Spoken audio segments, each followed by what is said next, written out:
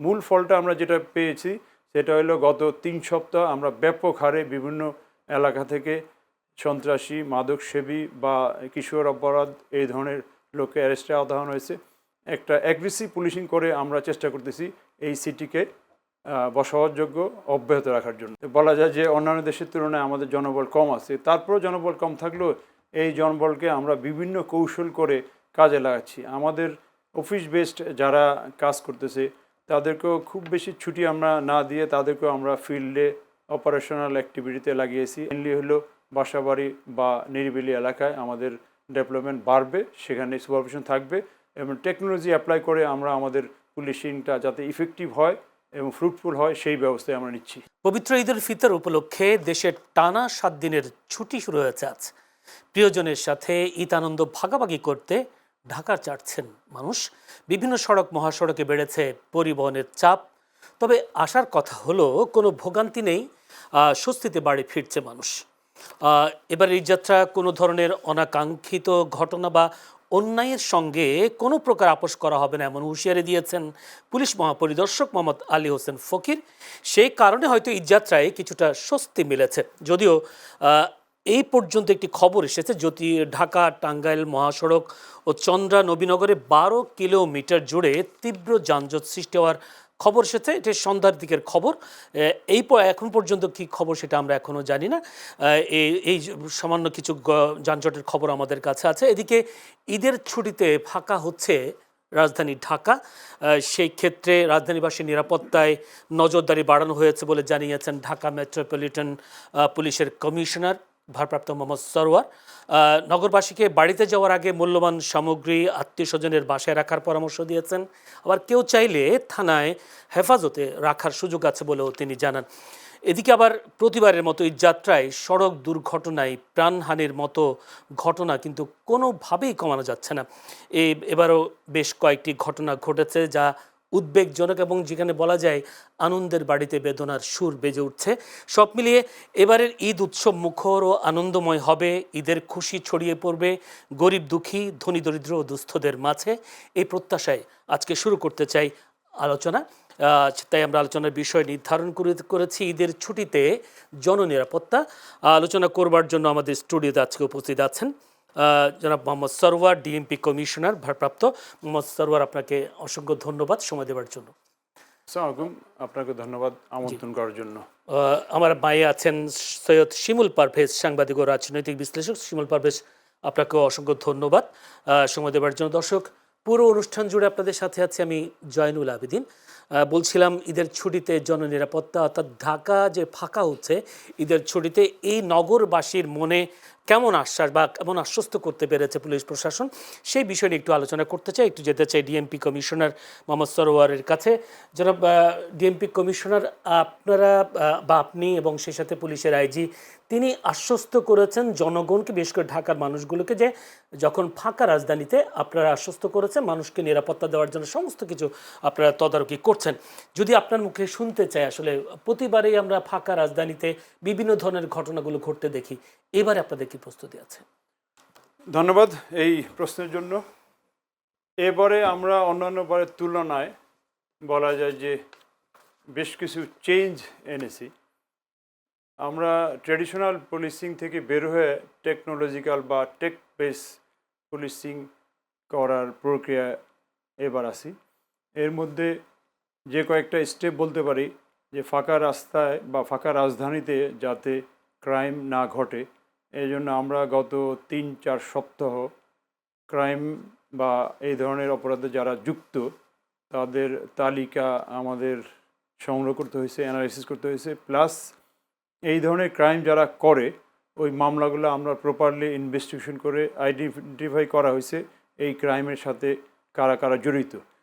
গত 3 সপ্তাহের বিশেষ অভিযানে তাদেরকে গ্রেপ্তার করা হয়েছে, গ্রেপ্তার চলমান। আমাদের অনেক এলাকায় ক্লোজ সার্কিট ক্যামেরা ডিএমপি লাগানো আছে, এই সংখ্যা বাড়ানো হয়েছে। এর বাইরে আমরা বিভিন্ন রকম সোর্স মেনটেন করি। আমাদের গোয়েন্দা সংস্থাগুলো একদিকে আমাদেরকে জানায় কোথায় কোথায় কারা ক্রিমিনাল অ্যাক্টিভিটি করে বা করতে পারে, সেটাও আছে। প্লাস আমরা অন্যান্য কিছু টেকনোলজি ইউজ করা হইতেছে। এইসব বিষয়ে একটা হোলিস্টিক প্রোগ্রাম নিয়েছি আমরা, এবং ডেভেলপমেন্ট আমরা ঈদের ছুটির সময় যথেষ্ট পরিমাণ বা পর্যাপ্ত থাকবে। এবং দেখা যাচ্ছে যে এই ডেভেলপমেন্ট বা আমাদের গাড়ি যোগে পেট্রোল যারা করে তারা অনেক সময় দেখা যাচ্ছে যে আইডেল এক জায়গায় বসে থাকে, কিন্তু তাদেরকে আমরা গাড়িগুলোতে আমরা জিপিএস অর্থাৎ ভিটিএস ভেহিকেল ট্র্যাকিং সিস্টেম এটা অ্যাড করা হয়েছে। ওই গাড়িটা কখন কোথায় যায়, কতক্ষণ বন্ধ থাকে, কোন এলাকায় থাকে, প্লাস ওই অফিসার কোথায় কখন যায় ওইটাও আমাদের মনিটরিং, টেকনোলজিক্যালি মনিটরিং বা ফিজিক্যাল মনিটরিং। এবং আমাদের সুপারভাইজার, আমাদের প্রতি রাত্রি মিনিমাম একজন ডেপুটি পুলিশ কমিশনার সারা রাত্রি সজাগ থাকে, তার সাথে কয়েকজন এডিশনাল ডেপুটি কমিশনার এবং অ্যাসিস্ট্যান্ট কমিশনার সহ প্রত্যেক থানায় 4 জন করে ইন্সপেক্টর আছে। ইন্সপেক্টর অপারেশন, ইন্সপেক্টর তদন্ত, ওসি, তারপর পেট্রোল ইন্সপেক্টর, 4 জনের যে কোনো একজনকে সারা রাত্রে জাগতে হবে। প্রত্যেকটা ডিভিশনে 3 জন বা 4 জন এডিসি আছে, 5 জন এসি আছে, এর মধ্যে থেকেও একজনকে সারা রাত্রে তাকে সুপারভাইজ করতে হবে। সেন্ট্রালি যারা অফিস বেস ডেপুটি কমিশনার বা জয়েন্ট কমিশনার এডিশনাল ডিআইজি লেভেলের, তারাও প্রতিদিন রাত্রে পর্যায়ক্রমে জেগে প্রত্যেকটা এলাকায় ফিজিক্যালি ওই পেট্রোল পার্টিগুলো কাজ করে কিনা, এবং পেট্রোল পার্টিগুলো শুধু টল বা পেট্রোল করলেই হবে না, মাঝে মাঝে সন্দেহজনক জায়গায় দাঁড়িয়ে চেকপোস্ট করতে হবে, সন্দেহজনক গাড়ি থামাতে হবে, চ্যালেঞ্জ করতে হবে মোটরসাইকেল বা এই ধরনের ব্যক্তিদের। প্লাস ওই এলাকায় খোঁজখবর নিতে হবে যারা যারা ওই কমিউনিটি পুলিশ বা সিকিউরিটি, ওরাও ঠিকমতো কাজ করতেছে কিনা, ওদেরও কি বলে ওরাও রিল্যাক্স কিনা, বা ওদের মাধ্যমেও তথ্য পাওয়া যায়। বলা যায় যে বিভিন্নভাবে আমরা এটা ডেভেলপ করার চেষ্টা করে এই ঈদে আমরা আশা করছি যে অন্যান্য ঈদের চেয়ে ভালো ফল পাবো। মূল ফলটা আমরা যেটা পেয়েছি সেটা হলো গত 3 সপ্তাহ আমরা ব্যাপক হারে বিভিন্ন এলাকা থেকে সন্ত্রাসী, মাদকসেবী বা কিশোর অপরাধ এই ধরনের লোককে অ্যারেস্টে আওতানো হয়েছে। একটা অ্যাগ্রেসিভ পুলিশিং করে আমরা চেষ্টা করতেছি এই সিটিকে বসবাসযোগ্য অব্যাহত রাখার জন্য। সেক্ষেত্রে আপনার বক্তব্যে একটা উঠে এসেছে জনবল, তো সীমিত জনবল নিয়ে আপনারা এবার নিরাপত্তা দিতে যাচ্ছেন। এই সীমিত জনবল দিয়ে আপনারা কতটা সফল হবেন নিরাপত্তা দিতে? আমাদের বিদেশে জনবল সাধারণত পিপল পুলিশ রেশিও থাকে 400 বা 500:1। আমাদের এখানে 800-900:1।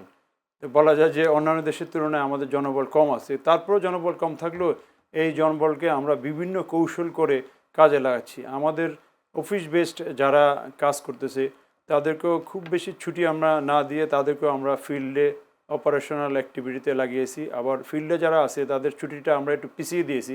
অর্থাৎ এই ঈদের ছুটির সময় আমরা ঢাকার রাস্তায় আমাদের পুলিশ ফোর্স থাকবে। আমাদের পুলিশ ঈদের দিন বা ঈদের পর থেকে ছুটি যাবে।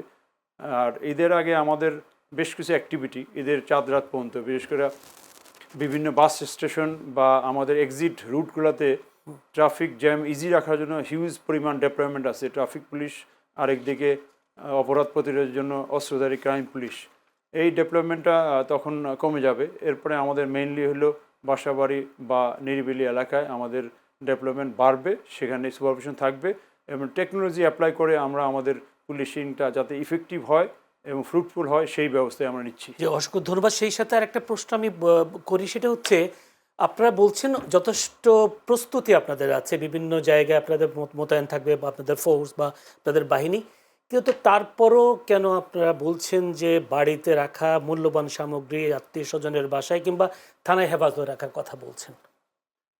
আমাদের তো হিউজ পরিমাণ ফ্ল্যাট, একটা বিল্ডিংয়ে হয়তো 20টা বা 30টা ফ্ল্যাট, অ্যান্ড ফ্ল্যাটে অনেক সময় দেখা যাচ্ছে যে যারা সিকিউরিটির দায়িত্বে বা ইত্যাদি ইত্যাদি, অর্থাৎ কোনো নেই ওরা হয়তো জড়িত হয়ে চোরদের চান্স দিতে পারে।